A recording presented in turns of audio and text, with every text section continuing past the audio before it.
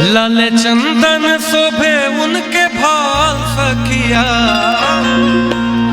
ओ लाले चंदन शोभे उनके भाल सखिया।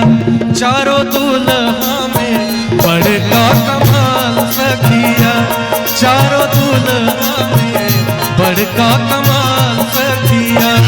आजू मिथिला नगरी यानी हाल सखिया, आजू मिथिला नगरी यानी हाल सखिया। चारों दुल्हा में बड़का कमाल सखिया, चारों दुल्हा में बड़का कमाल सखिया।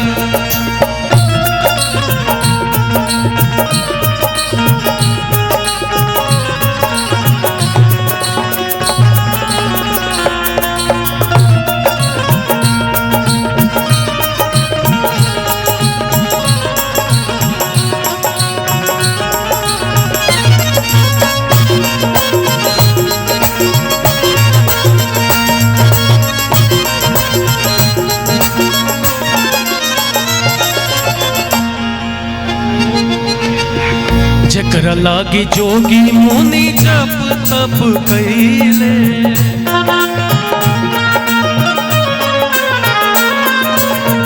से मोर मिथिला में पाहुन बन के अइले।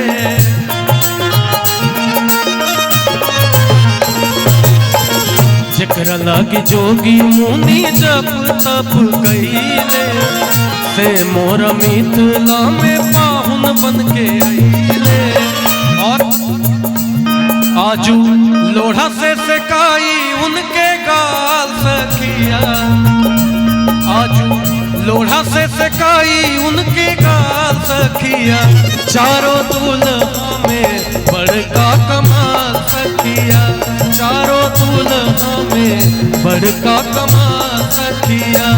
आजू मिथिला नगरी यानी हाल सखिया, आजू मिथिला नगरी यानी हाल सखिया।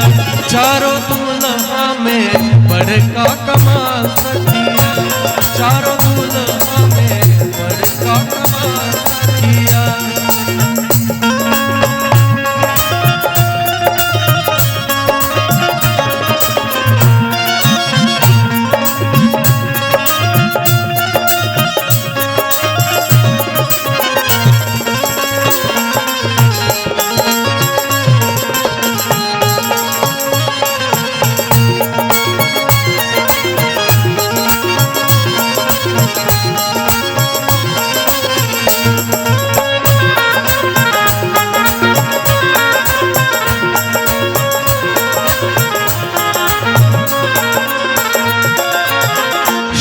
मणि मोरिया कुंडल शोभे कनमा,